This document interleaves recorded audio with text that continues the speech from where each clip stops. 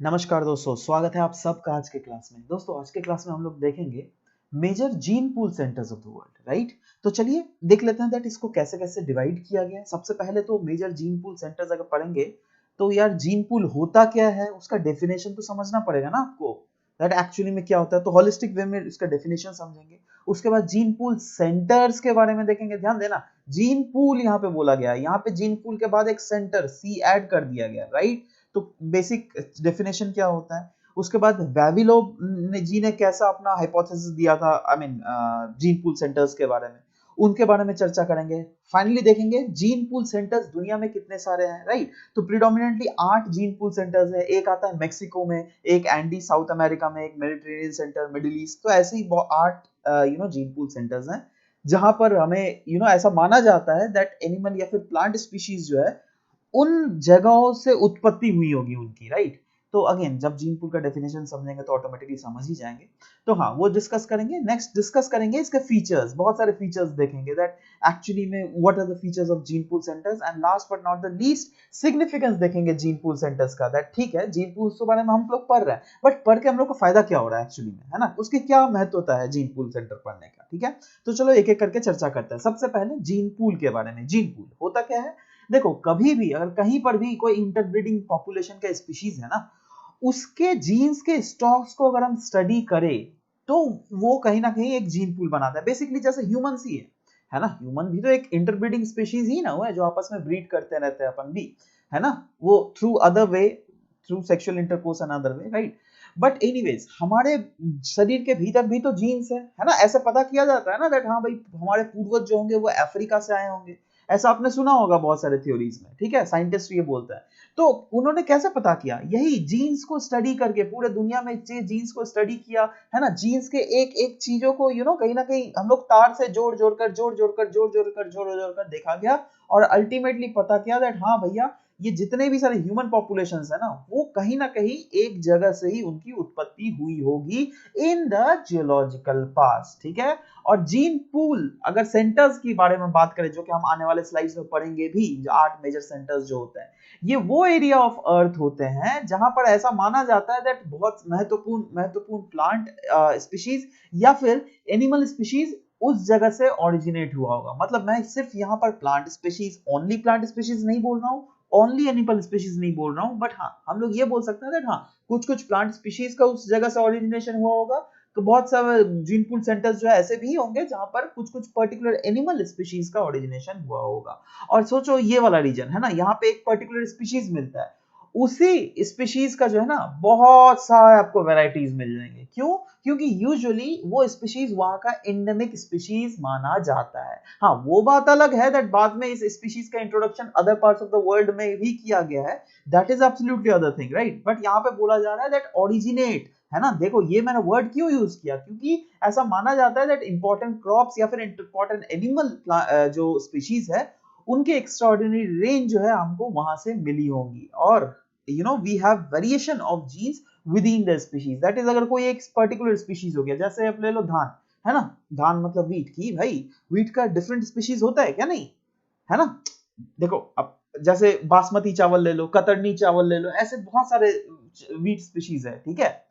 अच्छा अब उन वीट स्पीशीज में लेकिन जीन्स वैरी करता रहता है, भले ही स्पीशीज सेम है, राइट, बट जीन्स अलग अलग इसका वैरी करता रहता है। इसके भी दो एस्पेक्ट है। वो दो एस्पेक्ट क्या है, देखो एक तो है दैट पॉपुलेशन ही वैरी किया होगा with in the same species, जैसे हम लोगों ने अभी बोला, कतरनी चावल का एग्जांपल लिया, बासमती चावल का एग्जांपल लिया, वो सब क्या है, स्पीशीज सेम ही है, ठीक है, बट सेम स्पीशीज में जो है वेरियस पॉपुलेशंस एग्जिस्ट करती है, राइट। और एक ऐसा जेनेटिक वेरिएशंस होगा विद इन ईच पॉपुलेशन। जैसे सोचो एक फिर से राइस का एग्जांपल हो, कुछ कुछ ऐसे राइस भी होंगे जो क्या थोड़े सॉल्टी वाटर में उग सकते होंगे, राइट, कुछ कुछ ऐसे होंगे जो क्या फ्रेश वाटर में उगते होंगे। अब फ्रेश वाटर के अंडर भी अगर ले लोगे दैट कुछ कुछ रिस्पेक्टिवली कुछ कुछ स्पीशीज को थोड़ा कम पानी चाहिए होगा, कुछ कुछ को थोड़ा इससे ज्यादा पानी चाहिए होगा, कुछ कुछ स्पीशीज को बहुत ज्यादा पानी चाहिए होगा, समझ रहे हो। तो वही चीज बोला गया है। या तो ऐसा भी हो सकता है दैट अगर various population of the same species, है ना, ये भी एक पॉपुलेशन होगा, ये भी एक पॉपुलेशन होगा, दोनों राइस का ही है, बट इस पॉपुलेशन के अंदर भी जो अलग अलग इसके वेराइटीज है ना, उसको भी अगर हम कंसीडर करें तो भी एक जीन पूल का ही एक आकार बनाता है बेसिकली, मतलब जीन पूल्स ही, वो भी जीन पूल के अंडर ही हम लोग कैटेगराइजेशंस करते हैं, ठीक है। वैसे अगर स्पीशीज डाइवर्सिटी का अगर हम लोग बात करें तो स्पीशीज डाइवर्सिटी का मतलब पता है क्या है? कोई एक वेरिएशन, दैट इज एक पर्टिकुलर रीजन में डिफरेंट स्पीशीज, कितने अलग अलग किस्म ऑफ स्पीशीज कोई एक पर्टिकुलर रीजन्स में रहते हैं, ठीक है। जैसे आप लोग फ्लाइंग स्पीशीज, फ्लाइंग में बर्ड्स भी आ जाता है कोई कोई रीजन में, इंसेक्ट्स भी कुछ कुछ है जो कि फ्लाई करती रहती है, बहुत समय रेप्टाइल्स भी फ्लाई करते हैं कुछ कुछ, ठीक है। तो इट डिपेंड्स एब्सोल्युटली, बट वही है, एक पर्टिकुलर स्पीशीज हुआ फ्लाइंग स्पीशीज, उसके अंडर कितने सारे वैरायटीज है, वही तो इसका डाइवर्सिटी बतलाता है, ठीक है। And it is collection of all genes in a population of the same species at a given time. मतलब एक पर्टिकुलर टाइम, मतलब ये नहीं बोला गया 12:30 बजे 1:30 बजे, नहीं 1:30 बजे, ऐसा नहीं बोला गया, नहीं। एक पर्टिकुलर देखो ज्योग्राफी में जब भी हम लोग टाइम पर्सपेक्टिव में डील करते हैं ना, मतलब हाँ 1-2 साल 10 साल, मतलब एक अगर with in that span of time है ना, या फिर 100 साल with in particular span of time, वो भी सब्जेक्टिव होता है, ठीक है। मैं आपको बोल रहा हूँ दैट हाँ भैया, जैसे कोई जियोलॉजिकल एक्टिविटीज अगर होती है, राइट, तो जैसे हम लोगों ने पढ़ा था ना क्रिटेशियस पीरियड में क्या हुआ था, प्री कैम्ब्रियन पीरियड में कैसा रहा होगा, ठीक है। तो वही सब चीजें बोला जा रहा है दैट एक पर्टिकुलर टाइम इंटरवल में अगर देख लीजिएगा, जीन पूल क्या होता है, उस पर्टिकुलर टाइम इंटरवल में हर एक gene of a population same species of the population. जैसे हम लोग अभी राइस का ही स्पीशीज ले लिए, राइट, तो जैसे अभी है ना, अभी हम क्या बोल सकते हैं, 21st सेंचुरी चल रहा है, 21st सेंचुरी में अगर हम राइस के डिफरेंट अलग अलग देशों में जो राइस उगाई जाती है उसकी जीन्स को अगर इकट्ठा करें और अभी के समय में अगर देखें, तो वो अभी के समय का जीन पूल बन जाएगा, समझ रहे हो। अच्छा, जब मैं इन्हें इतना बताया दैट ये टाइम के साथ साथ चेंज होते रहता है, मतलब ये क्लियर है दैट इसमें भी इवोल्यूशन होता होगा। जी हाँ भाई, ये सभी स्पीशीज अपने आप को इन्वायरमेंट के साथ अडेप्ट करती रही होंगी, शायद 300-400 साल पहले शायद कुछ अलग किस्म ऑफ स्पीशीज रही होंगी, ठीक है, बट अभी का स्पीशीज टाइप्स और में काफी ज्यादा डिफरेंस हमें देखने को मिलता है। तो वही चीज यहाँ पर भी बेसिकली बोला गया है दैट कंपोजिशन अगर देख लीजिएगा वो टाइम के साथ साथ चेंज होता रहता है, बट किस मैकेनिज्म के द्वारा चेंज होता है? Adaptation, through natural selection, through mutation and various things are there, right.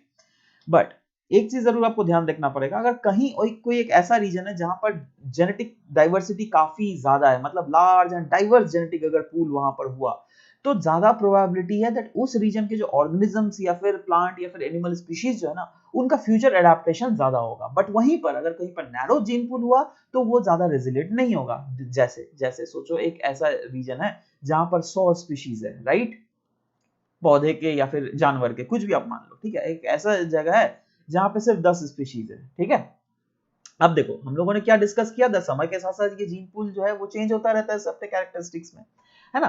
अब यहाँ पे क्योंकि प्रोपोर्शन ज्यादा है दैट 100 है, राइट, और इसमें सिर्फ मात्र 10 है, तो अब बताइए दैट अगर समय के साथ साथ अगर सोचो ग्लोबल वार्मिंग बढ़ रही है, ठीक है, तो ग्लोबल वार्मिंग को बढ़ने के साथ साथ यहाँ पर अगर 7 स्पीशीज मृत्यु हो गई, यहाँ पर भी 7 स्पीशीज की मृत्यु होगी, तो कितनी स्पीशीज बची? 3 स्पीशीज बची यहाँ पे, बट यहाँ पे कितनी बची? 93 स्पीशीज बची, समझ रहे हो बात। तो obviously they will have more probability to have their future sustenance, क्योंकि इनमें ज्यादा, क्योंकि डाइवर्सिटी इसमें ज्यादा है, इसलिए अगर कुछ पॉपुलेशन की मृत्यु हो भी गई, कुछ अगर पॉपुलेशन एक्सटिंक्ट हो भी गए, then there is a huge probability that बाकी जो पॉपुलेशन जो है वो अपने आप को समय के साथ साथ चेंज कर सकती है। बट वहीं पर अगर नैरो जीन पूल जहां पर हुआ, वहां पर ज्यादा रेजिलिएंट नहीं होता। हाँ, मैं ये नहीं बोल रहा हूँ दैट वो जल्दी खत्म हो जाएगा ना, ऐसा नहीं मैं बोला हुआ, मैंने बोला दैट रेजिलियंसी पावर जो है ना, जहां पर ज्यादा जीन पूल रहता है वहां पर ज्यादा होता है, ठीक है।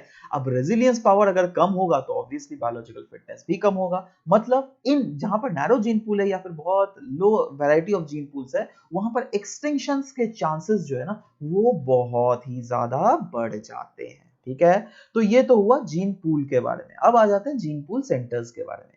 जीन पूल समझ गया है एक्चुअली डेफिनेशन क्या है। अब जीन पूल जहां पर कोई ज्योग्राफिकल रीजन में जहां पर वही जीन्स के वैरायटीज, कोई भी स्पीशीज के वैरायटीज बहुत ही ज्यादा है, बहुत ज्यादा डिस्टिंक्ट है, तब हम उसको उस रीजन को जीन पूल सेंटर बोलेंगे, खत्म बात। अच्छा, ये रिचनेस बनती कैसे है? क्योंकि ह्यूमंस की यूटिलाइजेशंस के कारण, नेचुरली तो नहीं बन सकती। ह्यूमंस धीरे धीरे उनको चीजों को जरूरत हुई तो धीरे धीरे ऐसा यूटिलाइजेशंस बढ़ता रहा और ह्यूमंस ही कोई एक पर्टिकुलर रीजन में कोई एक पर्टिकुलर स्पीशीज को ज्यादा उगाने लग गए, ठीक है। तो ओवरऑल वो रीजन जो है जीन पूल सेंटर ही बन गया। और निकोले वेविलोव जी ने